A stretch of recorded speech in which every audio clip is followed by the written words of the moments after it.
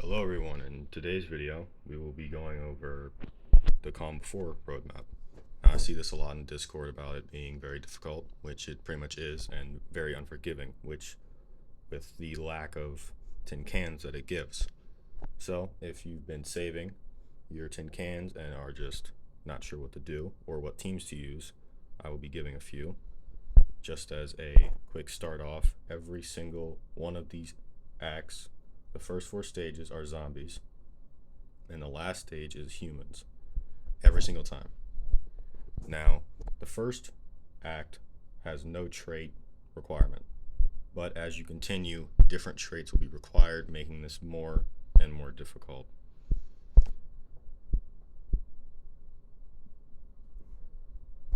Now, the first thing that you want to do is to just look at your characters. Let's just start with Act 1. Now, since there's no requirement, this will be pretty easy for most if you have what it's required. So, if you have Clem, LB3, then you can easily do this due to her giving a 100% crit chance to all Telltale, which basically makes this team an auto, and you can basically beat the whole first act. But as you move on to Act 2, things will get a little bit more difficult. It's only alert and tough, which it can be a little bit more tricky, I guess. So I'll be making a team for that. So if we go to alert and tough, and then we swap for leader skill, we're going to be looking for any lead that gives crit. In this case, Pete Anderson, great choice, very free to play. It's literally a silver, probably the easiest tune to acquire. So you want to give him a 1535, since that will greatly enhance the crit chance. Now that we have a lead and we have a weapon, we want to go on to the rest of the characters. Now, there's a lot of walkers in this, and it can be difficult. Now, a lot of people say Kenny is a requirement. He's not, but he's definitely there. He can be definitely very useful. So run a 1535 on him and just keep on scrolling through. If we scroll over here, we've got Lily. Lily's great. Has a special fort slot, Raging Rampage, very useful. Georgia, another good character that makes critical attacks, very good for walkers. If you put a Rampage on her, she'll be deadly and very useful against walkers. Now, me personally, I chose Princess, and instead of Kenny, I chose Sandy, but genuinely, I don't think it really matters as long as you are smart about it. Now, since we're doing crits, we'll want to do a crit weapon. Crit chance mods are very useful in this, very good, since any crit chance is better than none. So you really want to have your crit chance pretty high. Anything is really useful. You just want to have at least a gold or a platinum, which would be very helpful. Now, since you should be able to blow through the 4 stages, very easy. Just you gotta pay attention to walkers with propane tanks as well as taunting zombies. These taunting zombies can actually fuck you over pretty badly if you don't pay attention, which actually screwed me over, and I had to buy a pack for it just to be safe. I bought one. But once you complete all 4, well, 4 out of the 5, you'll move on to the last stage, which is humans. Now, I don't entirely remember what the last team is, but the teams are going to be very easy, or at least they were very easy for me. They should be easy as long as you run Mike, because these teams, they have good characters, but they don't have their passives, so it'll be a lot easier and it'll be a lot less stressful. Trader is a very good choice here, but if you do not have Trader, you can run Jackie or I guess Conrad, but everyone should have Jackie. So if we take off lead skill, Actually, we cannot use Mike in this scenario. But what I chose to do is I picked Kenny. Very useful in this. I gave him his own pistol, but you really just need a 1535. And I basically just gave him a bunch of support tunes. I believe that this last team actually had a payback, so I ran camouflage, unless I'm confusing it with another act, maybe, which is completely possible. No, this was the same act. So on this one, I actually had there was a Peacekeeper enemy, which is where it was a 2-star, because one of my characters died. So since I didn't have any real good camouflage tunes, I just ran Skeleton Steve, because on his signature move, he gives camouflage to all adjacent teammates. So I put him in the same slot as Kenny, so that it affects him and Trader, so that the only real person that should get affected is Vance. I'll be running him just in case anything goes wrong, as well as his taunting and his signature move. Very useful as well. I also ran Ajax, which not many people have, because his event was a while ago and he has not come back, and he wasn't very easy to acquire either.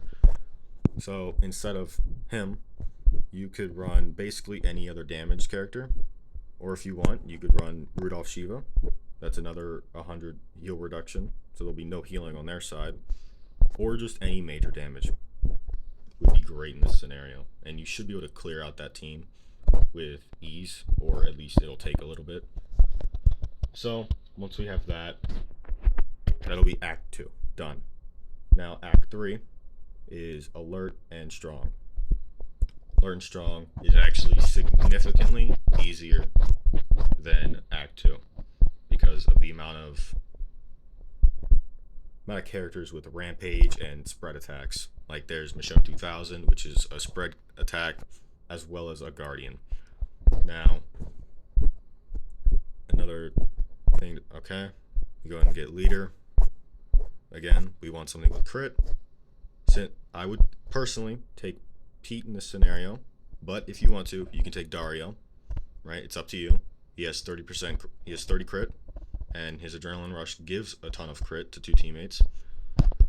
But I personally just ran Pete Anderson. Now that you have your leader skill, you want to get characters that splash damage and are very good at hitting crits. So obviously, we're going to put a 1535 on Pete. That's what you always want. I didn't actually run a crit chance mod on him. He just happened to have such high crit from everyone else's weapons. So we have Michonne 2000, and if we just scroll through, we'll be looking for characters that do multi-attacks, or they do a lot of splash damage. Let's see if we can find anyone here with either splash damage or multi-attacks, which Sandy works very well. She has collateral damage, as well as she just does 3 attacks in her signature move, and does 2 attacks in her Adrenaline Rush. And she also, on her passive, she has a 40 crit just there. So that's also very, very, very helpful. Another character that most might say you use is Brutus, which very useful. You should probably run a 1535 on him if you have one, and also a 1535 on Sandy. And just to be safe, you could run a medic, as well as the one on Act 2 if you want to. But if everything goes well, you should need a medic, and Nor will probably crit a lot too. Now, moving on to what you should use for the 5th stage. We have, let's scroll back down, back all the way down. Let's scrap that whole team, go to Alert and Defense. Now, if we just swap to Lead Skill, that's 5 stars. Me personally, I would run Scotsman alongside Brutus. This being because they are very useful together. You can run Shane if you have him and you want to, but I don't think you really need him here. So you take off lead skill and we throw in Brutus. That's a real given. Nor, just in case things go wrong, as usual. Mike, again, very useful. And running Kenny. But if you have Titan, that might work as well because he does a lot of damage. So basically all these weapons would be good. Basically 1535, attack, or not attack, but a defense weapon on Nor, just to be safe in case anything goes wrong. And you should clear that team in no time.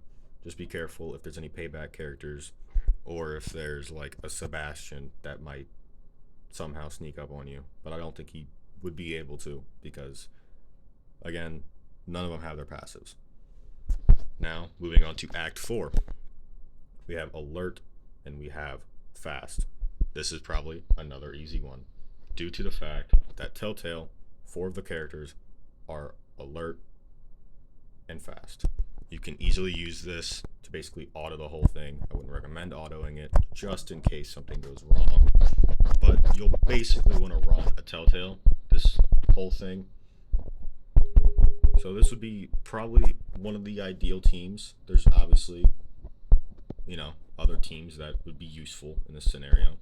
This isn't the only useful team. You can run Nor alongside him, which I think is a very good idea, which it's just a backup in case something goes wrong. So this would be the ideal team, but let's say you don't have Telltale. Let's just say you don't.